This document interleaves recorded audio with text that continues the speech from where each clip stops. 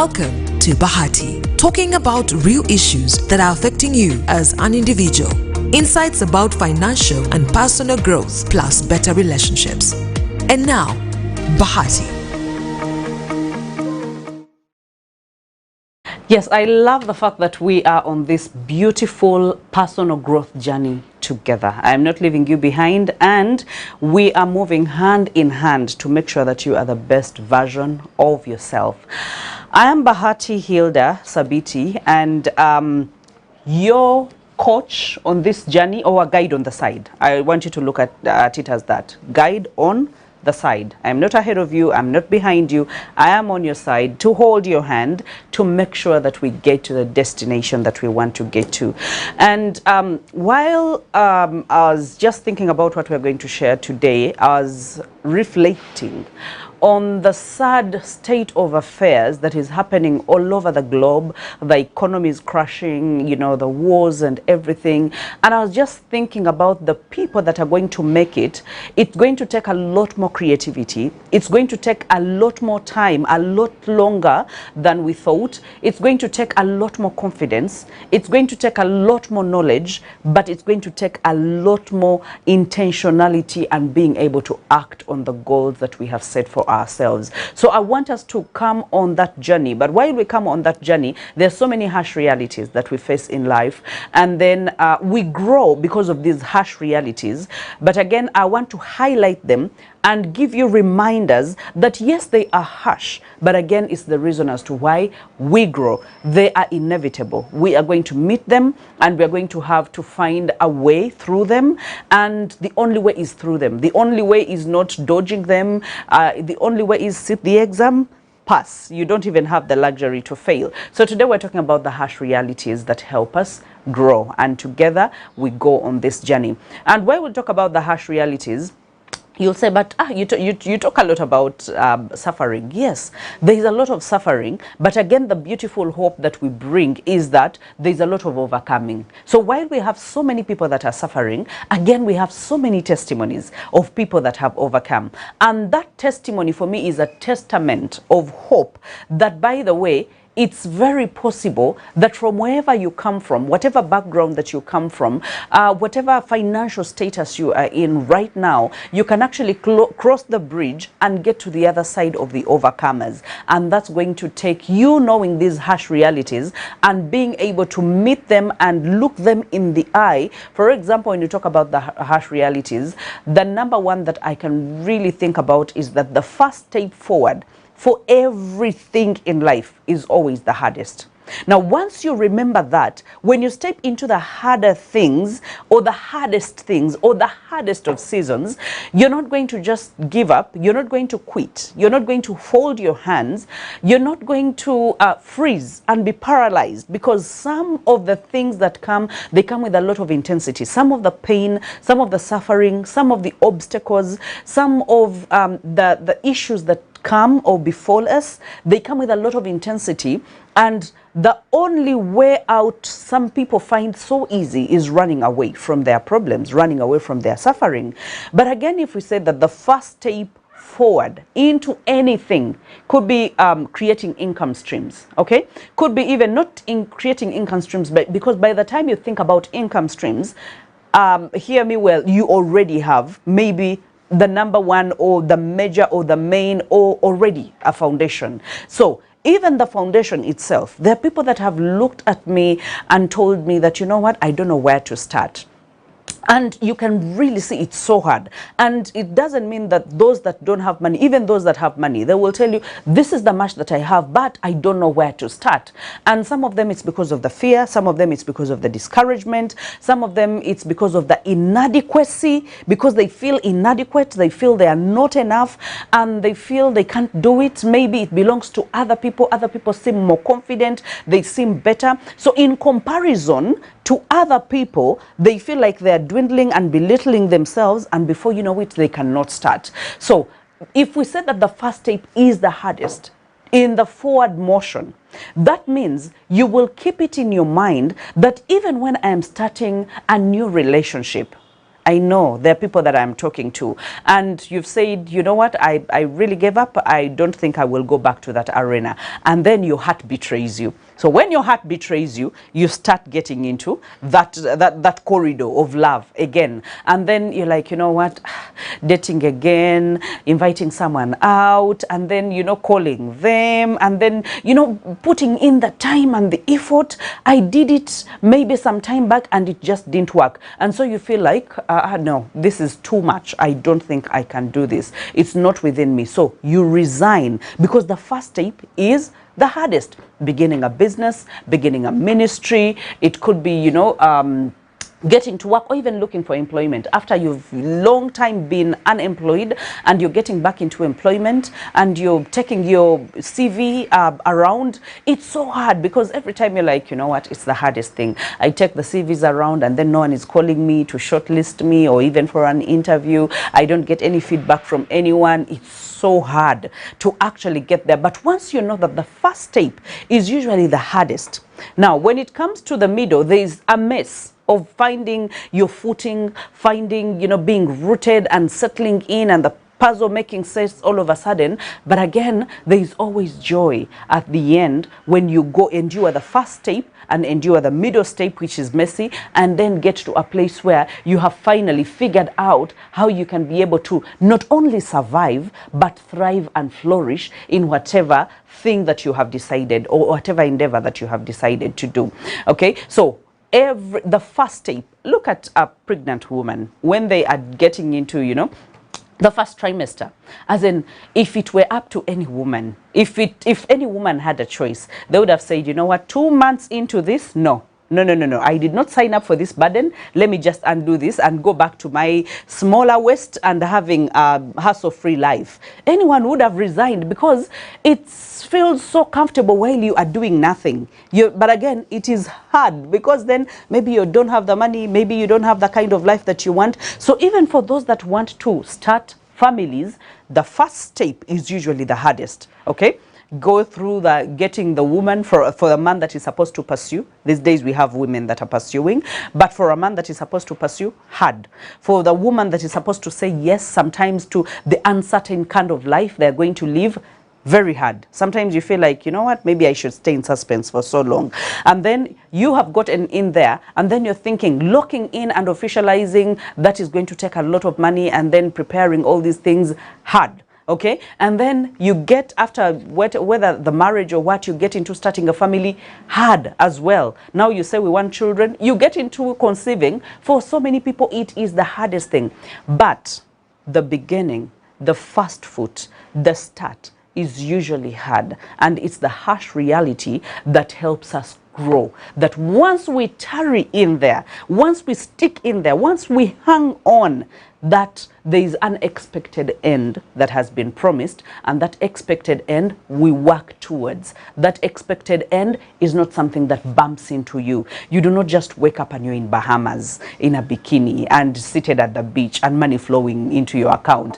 You don't just wake up and you're the biggest influencer in town. You don't just wake up and you own companies. You don't just wake up and you have a beautiful family. If that happened, we would all be lining up at a place where things are just being given free of charge. Later on, we'll talk about how everything long term, let me actually just bring it right now. The other reality is everything worth having, okay, is earned. And it's not something that we just get. It is earned. So we say the first step is hard. Now, the earning process is when you know the first step is hard, but I'm going to stick in there and see what happens. And then when you know that the middle is a bit messy, and say, you know what, I will stick with the messy, and I want to see what's on the other side. So it takes patience, it takes resilience, it takes you knowing what you want, because if you don't know what you want, you're just going to give up on everything. But if you know that this is what I want, have you ever gone to a place and then the vendor just tells you or compares between two objects that are really similar in functionality, but again, they tell you this is this much, and maybe it's a lower price, and maybe they let me just use maybe dollars. I mean, why the huge difference in price? They do the same thing, but again, when they go ahead to explain that, you know what, this is durable, and you know, this is going to serve a longer time than this one will serve, then that's when you're like, okay, so it's better I actually take this. So everything worth having, and I think it's John Maxwell that talked about that everything worth having is an uphill task. Okay, you climb. It is expensive. It is costly. It takes resilience. It takes bouncing back. It takes you knowing what you want. So if you compare the prices and you really want the good quality, then you're going to say, you know what?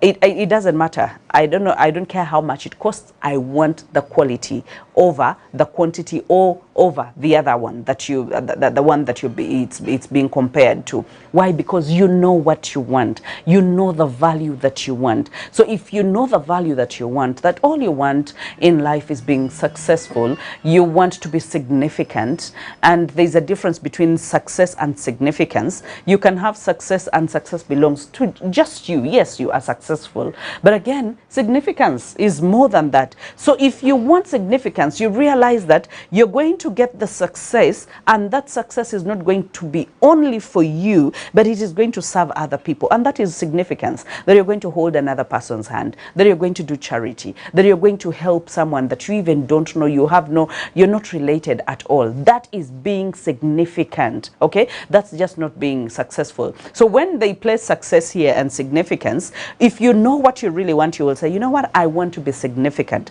That means I want to get more, so that I can be able to give, okay? So that I can be able to help, okay? So you realize everything worth having, everything long-term happiness, name it, whichever field that you want, whether in your career, whether it's a seasoned career or it's a career that is just starting, whether it's in which arena, which industry. So many, being an artist, being a filmmaker, being a film star, whatever industry that you can talk about, long-term happiness is earned.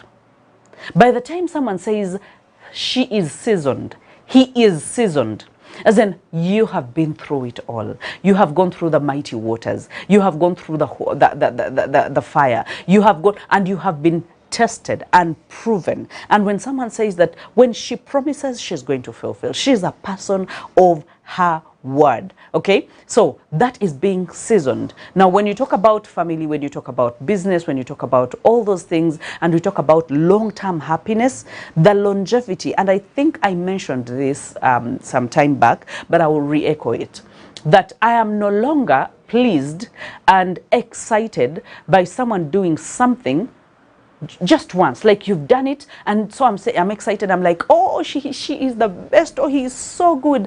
No, I'll clap for you, and then I will say, kudos, well done. But that's it. I will not be excited. Do you know what excites me at my age, where I am, my status? What excites me is the longevity. Have you been tested? Have you been proven? Okay, if I wake you up from sleep, can you be able to reproduce the same kind of value that you have produced over time? So what excites me is the longevity. I don't like the promises. No, promise all you want, throw all the words that you want, speak all the good, harsh, exciting, enthusiastic words, throw me a very good proposal. I'll not be excited. I'm excited at the value, and the value that lives long. Okay, so if you get to 10 years and you're still doing the same thing, I'm like, we can have a conversation. Then there's something good here. I cannot miss this. I would want to work with this person. But if you do it for one day, if you do it for 2 days, for 2 months, 3 months, 1 year,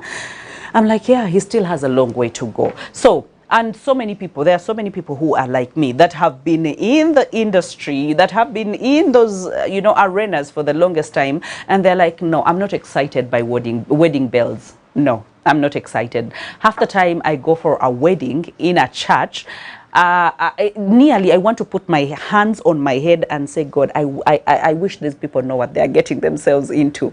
Why? Because it's not the wedding bells that excite me. It's not the engagements that excite me. You can have the biggest rock on your hand, and that will not move me. But stay in that marriage, stay the course of that relationship, 10 years, 15 years, then you have my attention. Then I'm like, how did you do it? Okay, can we have a conversation? I have a lot to learn from you, or we have a lot of notes to exchange. So everything worth having, long-term happiness, is earned.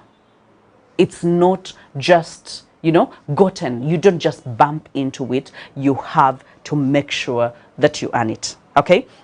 So let's talk about this crucial thing that I've seen so many people play around with, and that's avoiding risks. Okay? When you avoid risks, you're literally avoiding life. It's like when you avoid sadness, you're as well avoiding happiness.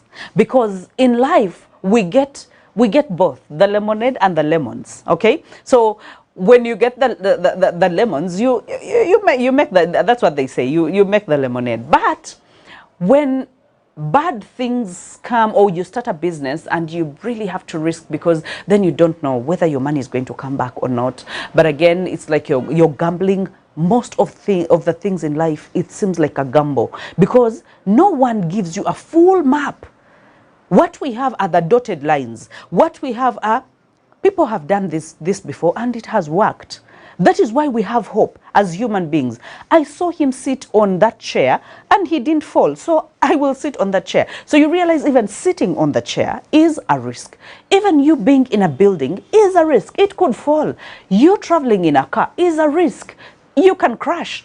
You being on a boda or a motorcycle is a risk. But again, if you avoid the risk and say, no, I will not boda, I will stay at my place, okay? So you are avoiding life altogether. You are avoiding the exposure. You are avoiding the people that you could have met, the business partners you could have had. You're avoiding work. You are avoiding earning. You are avoiding growing. You are avoiding everything. So that means that for everything you're going to do in life, it has a certain amount, and I will say the biggest amount of risk. But again, the bigger the risk, the bigger the possibilities of being profitable and of even being enjoyable. And that is why I usually love, people that are used to adrenaline, like they do something, the high risk ventures. You realize the people that trade online, the people that, risk it all and they just give it in there, you even see them sweating. You feel, and the people even get addicted to that. You see them sweating. You see them, moving around. You see them, they're unsettled. But they're thinking, if I give it all in. Have you seen people gambling? I'm not saying gambling is good, but you've seen how gamblers act in casinos. How he just decides, he resolves in his mind and he's like, you know what, I'm all in. Where are you headed?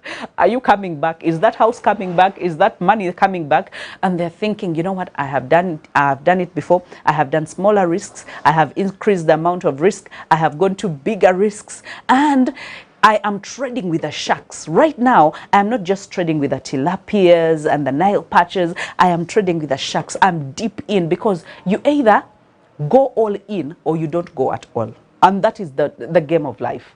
It's gambling. You either you're all in or you're out. Don't waste anyone's life. Whether it's in a relationship, whether it's in a business, if you're the kind who is timid all the time, you're on the fence. You're like, let me see where it's going. And I've seen people in relationships like that. They're like, let me see where it's going. I'm not going to give my word. Let me see where it's going. So that if it comes crashing, you are the guys that gloat. And then you're like, I told you so. But I told you so does not help. When someone falls, they have a chance of rising up and bouncing back to a place that is better than that they were before. So you realize that the bigger the risk, the bigger the profit. And I'm not saying that go and risk everything, because we have to do calculated risks. But for the people that I have seen people that do this, I know for sure that for the things that I have done in life, when you ask me, did you have a whole map while you were starting? Did you know where you were headed? Did you even know what you were getting yourself into? I will tell you, no. I will tell you, it started as a thought. It was an idea. When it cropped up in my head, it grew in my head. An idea can grow on you. Like, you think about it, you're peaceless, you're sleepless, and you're like, you know what? Let me just go ahead and implement it. Before you know it, you implement it. I usually tell people of how I started the mentorship, the accelerated mentorship during the COVID period. And while I had no set at home, we were not working. I actually was a new mother, because I gave birth like in Feb. Yes, I gave birth in Feb. In March, we were locked down. And so when we were locked down, I resorted to, you know, I turned my bedroom into a studio. I set up, and then I called for people to sign up for a course. And people signed up for a course. So every day we were in class learning public speaking, learning coaching, learning mentoring, learning all those things. And I graduated 4 cohorts in COVID season. I graduated 4 cohorts. And guess what? I usually tell people that I think I earned most of my money in that place. But while I thought about it, and I thought maybe it's impossible, you know, so who is going to sign up? Let me tease. And I was teasing. I put up one post and I get what? 20 people signing up in one day. I'm like, wait a minute, is this a joke? And people are paying money. And it's not that I didn't believe in myself, but I was like, you know what? I'm putting myself out there with the risk that no one will actually sign up. Everyone will see a nice post and then they will scroll past it and just go on doing their own things. But again, you put something up, it brings results, and then you're like, okay, so this is a game of risking. So you literally do everything. If you ask me if I knew what I was doing when I was beginning this career, I didn't know what I was doing. But one thing I knew is I had the passion. And one thing I knew is it was my purpose. It was my calling, because it was eating at me and I needed to yield and say yes to that calling. And when I said yes to that calling, everything is history. But again, I have grown this far. And when I say that everything long term has a risk to it, you have to earn it by being resilient, okay? But again, you earn it. You don't just get it. You don't just bump into it. It doesn't fall on your lap. It's not something that you say, you know what, it just happened without me, you know, intending it, or without me thinking. No, you earn it. And earning it means that it comes with a sweat. It comes with pain. It comes with commitment. It comes with determination. It comes with dreaming again. It comes with being audacious. You know, when you have the audacity to do something, and someone is like, where do they get the power? They are really so audacious. And you're like, you know what, just leave me alone. Let me figure this thing out. I will come back and explain later. Because half the time the people that are audacious cannot even explain their ideas. Because when they explain their ideas in raw form, everyone will sit on the fence and laugh. But execute, go ahead. When people see the fruits of what you have done, then they're going to say, wow. You know, that's a huge tree. That's a shed that has been provided. That's a help that we need, okay? And that's what we all long for, because we celebrate winners. We do not celebrate losers, or some of us don't even want to identify with losers. I know most of us don't want to identify with losers, but when someone is winning, then you're like, yeah, that's my guy. Even when you don't know them, you're like, yeah, that's more like it, okay? So there's so many things. Just like I started saying that there's a lot of suffering in the world. But again, there's a lot of overcoming in the world. What are you looking at? Okay? That is what differentiates. If your eyes are glued onto the suffering that is happening, you're going to fold your arms. You're not going to take the first step. You're going to, you know, say it's hard. Maybe those people were born with silver spoons. Maybe those people were born into rich families. When you hear some of our stories, they are rotten, dark stories, where you'd have said, you know what, there's nothing that can come out of that. You remember the story of Jesus? There is nothing that can come from Bethlehem. You know, from what? From a carpenter? There is nothing. But to some of us, we are like the prophets that were never honored in their homes. But again, when they decided and said, it's not the honor that we are looking for, it's the results that we are driving at. And God has been faithful. So get out there. Don't look at the suffering. Look on the other side of the silver lining, that they are overcomers as well. So if people overcame, that means you can as well overcome, and you can cross over from the suffering into the overcoming. It's your decision to make. It's your choice to make, and it's in your power to make it. Coming. Spirit TV, a place for you. Welcome to Bahati, talking about real issues that are affecting you as an individual. Insights about financial and personal growth, plus better relationships. And now, Bahati.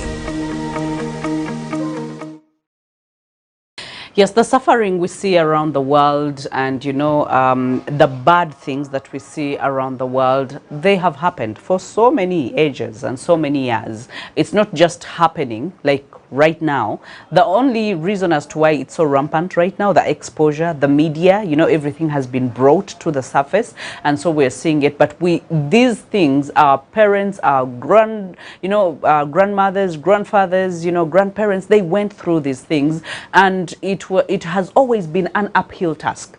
So you can't say that, oh, back then things were good, but right now things are bad. They are only bad because they have been exposed. But they also had their own suffering, and they had their fair share of problems, and they fought through them, and they actually made it. And right now, you actually have more information on your hands, how to overcome, how to make it, how to have good decisions. That is why we have Hold My Hand. That is why we have Beyond Success. That is why I know of so many coaches around town. So many people help us, not just coaches, but the clergy. So many elders in our families that can actually help in so many ways. But while we're talking about the harsh realities that grow us, or the harsh realities that panel beat us into the people that we so much desire to be, and sometimes I laugh and say, God is so wise. If God made a mistake of showing us the whole spectrum of life and the kind of life that we were going to live, do you know what would have happened? Would have said, you know what, I don't like that. I don't like that. Can you edit that out of my life? I think I want this better than I want this. We would have chosen the softer life and taken out the harder things. But remember, it's the harder things that lead to the soft life. Okay? And that's why we have a problem right now, because for some of the parents, my generation, we went through the hard life, we went through the suffering, we made it without food, we made it without shoes, we made it without school fees, knowing where we're going to get it from. And now we are busy nurturing people or a young generation that is used to a soft life, because we don't want to give them a hard life. I'm not saying give them a hard life, but expose them to a world where they can live a balanced life. Because if you just give them the soft life, then that soft life is going to create a harder life for them. Just imagine you are 90 years old and your poor child, because you only gave them the softness of life, now they have to be faced with hard decisions, and they don't know how to go about them. Now you can't help them because you are 90, you are old, and you need them to help you. But again, they cannot help you because you just gave them the softer side of life. So a soft life creates a hard life. A hard life creates a soft life, because most of the times we are fighting to get out of the hardness of this life of the suffering, so we create a better life for ourselves. So the harsh realities, and one of them that I want us to look at is, you will never have the control that you desire to have. Some of us want to have so much control. This is where I want to go. I don't want to work with this one. I don't want to deal with this. We feel like we want, do you see a perfectionist? A perfectionist is usually living a life being paralyzed by every choice they have to make, because then they're like, I think it will not come out as I want. So most of the times they berate themselves. I am a recovering perfectionist. But I made a decision and said, being a perfectionist is not going to take me anywhere, because then every time I am going to want to sort out everything to fall in place the way I want it to be in order to make a move. And I said no. So for everyone that knows me right now, I go before the whistle goes. As in, if you're still figuring it out, I tell you, you will find me there. So I do it afraid. I do it without preparation. I do it without being ready. I do it, and I found that I accomplish so many things minus waiting until I am ready, because I will never be ready. I will never feel confident enough. I will never feel like I've exhausted everything or I have all the money in the world. So let me do what I can do right now. I'm not even assured of the life. I have it today. Tomorrow, I don't know what could happen. So I might as well do everything that I am supposed to do. So I know, and this has helped me so much to know that I don't have too much control. I cannot control who comes into, who I bump into. Sometimes I cannot control who I work with.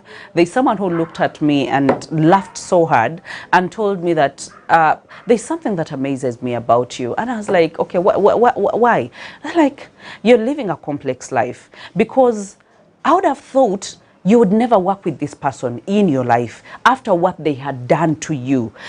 But you entrusting them and bringing them closer and working with them and trusting them, as in, how do you do that? And I was like, you know what? When I learned that I don't have full control and then I cannot do everything, I have learned to work with people's strengths, and I have learned to cluster people according to how we can collaborate and how we can take these visions together and how we can grow. I don't have to necessarily like you so much, and you don't have to be my buddy, my friend, my gango, my tight. No, you don't have to do that. But I can help your vision grow while you help my vision grow. We can collaborate. And I found I have grown so much than the time where I used to edit too much, and I'm like, I don't want them in my circle, I don't want them, I can work alone, I can go. At this, there is nowhere you're going to head anywhere alone. Community does so much in your life. So if you don't have so much control about your life, one thing that you have that is totally in your control, the choices that you make. And what I love about choice is God has placed life and death before us. And this is what the Bible that I read, I don't know the Bible that you read, but the Bible that I read, God went ahead. I think he looked at us and he was like, these foolish Galatians, I should stress it to them that choose life, that you will live and your siblings will live. Because he was like, if I tell them that there is life and death and you're supposed to choose, it's very possible that these people will actually choose death, because it's so easy to walk into a path of destruction. It's so easy to walk into a path of negligence. It's so easy to walk into a path of self-sabotage. It's so easy, like you don't have to do anything to kill your life. You don't have to do anything to avoid success. Like you just have to breathe and live, and you will never be successful. But again, if you want the success and the significance, you want to amount to something, have a beautiful home, have the good business that you want, then you have to choose the harder, make the harder decisions. And that is why he says choose life, so that you and your offsprings will live. So you choose life, that you have to be very deliberate. You weigh the options and you're like, I am choosing life. So me and my offsprings, you know, me up to the 4th generation, that they will say one day that we had a grandparent, a grandfather, a grandmother that broke the generational curses, you know, and created wealth and left his children's children with inheritance. How about that? I think that is so sweet, okay? Some of us are creating trouble and we are thinking we're just going to face the trouble alone. You face the trouble and you are actually passing on the trouble to the next generation. How sad is that? Okay, so the quicker, the faster we understand that the harsh realities about life actually help us grow, then we will be able to make better choices in life. Okay, and let's look at it this way. Anything that has progress to it, anything that has growth to it, does not come the quick way. It doesn't. Just like we usually say that growth is not automatic, and it does not come with age, that because he is 50, so he is mature or he's grown up. No, we have 50-year-olds that reason like 50-year-olds that reason like 15-year-olds. And we have 19 or 20-year-olds that reason in a way that is quite mature. They have matured, they've known that, you know what, I have bumped into a few things, I've gone through some of the fires, but now I am a refined person and I can make better choices. So make sure that you make the better choices, the best decisions. I know there are enemies to our decisions, and sometimes we lack the clarity, but again, who gives you clarity? No one. You give it to yourself. You sit down and say, Why am I doing this? Why am I getting into this business? Why am I getting into this marriage? Why am I starting this family? Am I doing it because of bandwagon? Am I doing it because other people are doing it? Or I am doing it because that's the right thing to do? Okay, so make better choices, but have the clarity of mind before you even make those choices. Okay, let's go to what's done is done. I used to be that kind of person that used to dwell on the regrets of the past, and I would miss out on the present or miss out on the decisions that take me forward. But the harsh reality is, it's done. And actually, what made me remember that was the times that I used to be in school. I used to be, and I know there are so many people that are watching me, so many of you are watching me, and maybe you used to be like me. After an exam, I would wrap up everything to do with that subject. I would never, even when I just passed by a certain clique that we're discussing, in my heart I was like, but what's wrong with these guys? As in, you're done with the exam. Can you just get on with it? Go on with your life, you know? Instead of just being there and you're like, oh, this number, oh, I did not answer it well, oh, I misfired here. And then someone will be so depressed because they misfired, or someone will be so depressed. In my heart of hearts, I'm like, are they going to give me the paper again to do it? No. So even if I get depressed about something that I didn't do right, I don't think I'm going to save anything. So I might as well wrap up everything and just continue on my merry way, either reading for the next paper or doing something else, and I will give myself the peace of mind. But some people would stay longer, hoover longer on the regrets, and they even fail to read for the next paper. So what have you been able to help in that situation? What have you done different in that situation? Okay, so what's done is done. Life has to move on. That's a harsh reality, but it grows you. Okay, that's where I think that's where this saying that says, do not cry over spilt milk, as in the milk has been, as in it's on the floor. You're not going to gather it again and put it in a can and drink it. You're not going to do that. The best you can do is wipe it away. The best you can do is shove it away. The best you can do is walk away from it. Okay, and then be careful next time not to spill, not to, you know, have it tumble over. And that is a choice that you have to make, that, you know what, yes, I'm learning my lessons from this, and I'm picking up these lessons and I am going with them to the next chapter of my life. If you're the kind who wraps up a chapter minus learning anything, then you're going to miss you're going to meet the next or the same test on your way. It's like some of us who dodge some of these things are like, I don't want to go through that. You know, I don't want to deal with difficult people. Let me tell you, God has a way of amazing us, and God is the best comedian. You will find yourself meeting hard people after hard people. Why? Because you have to sit that paper and pass it.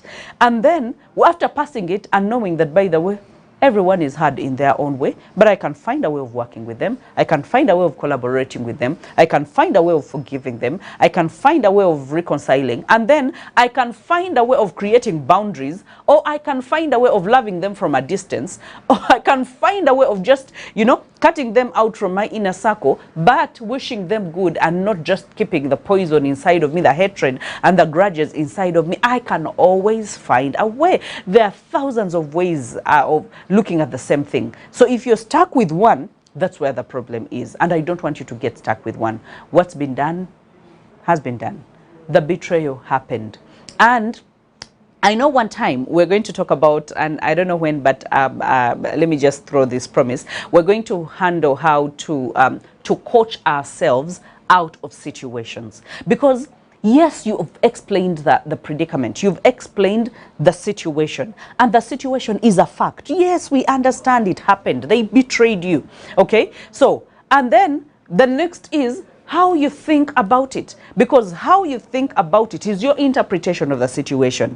Yes, we look at the situation and like, oh, it's a very bad situation. You have a broken relationship, you have a betrayal at work, a backstabbing, that is so hard. Okay, that is so bad. We all know it's a fact, but how you interpret it, that is where we get stuck. When you think about it on the side of, oh my God, life is so hard, I don't think I'm going to deal with any other person, I think I'm going to just close my poor heart, I'm not going to welcome anyone else in. Now, those are your thoughts, and that is your interpretation of the situation, but that shows how you're going to progress down the line, because after you interpret it wrongly, then those interpretation or thoughts are going to go into actions, are going to go into behavior, and they are going to go into the strongholds and build strongholds in your life.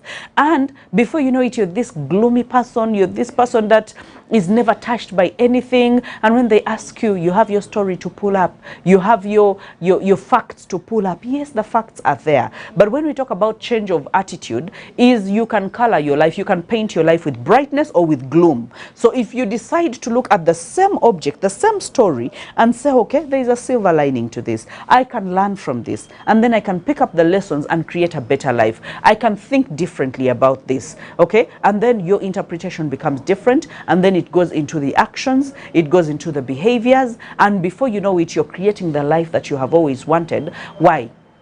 What's done has been done, and life has to move on. So the quicker, the faster you understand that, the better for you.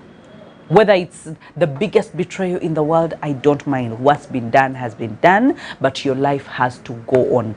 Don't stay in the same place. Don't stay frozen for the rest of your life. Don't cocoon yourself from the rest of your life. Don't say, I don't want to deal with people. Are you going to deal with animals? You're not going to the zoo to deal with animals. You're still going to deal with people. Your next boss is going to be a human being. Your wife is going to be a human being. Your next relationship is going to be with a human being. You're going to give birth to human beings. Now when your child also does something so bad, you're just going to write them off, because these things are going to happen. Okay, the harsh realities that we grow from, or the harsh realities that help us grow. There's suffering everywhere, but again, there's overcoming. Which side do you want to be on? You get to choose, and that is why I said, choose life. You and your offsprings will be able to live, and not just live, but live happily ever after. Don't say that in happily ever after, we are not in cartoon and stories. Happily ever after does not mean a life without tests, a life without any problems, any mountains and fluctuations. No, it means that you are living an intentional life. That when you bump into a problem and you say that's a river, you're like, where is the canoe? You're like, where is the ferry? You're like, where is the boat? Because where is the lifesaver? How can I go through it? But for some of us, when we get to a river, when we get to a water body, then you freeze, because then there is no way. There is no way. I would rather turn back and go. Do not turn back. There is always a way around everything in life. And then I hate to even disappoint you the more, because today I think I come bearing bad news. But again, they're the harsh realities that we're talking about.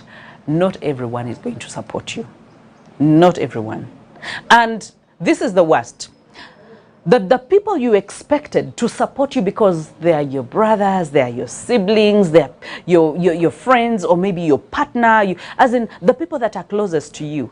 Even the Bible says that your enemies will come from in-house, like they will be the closest.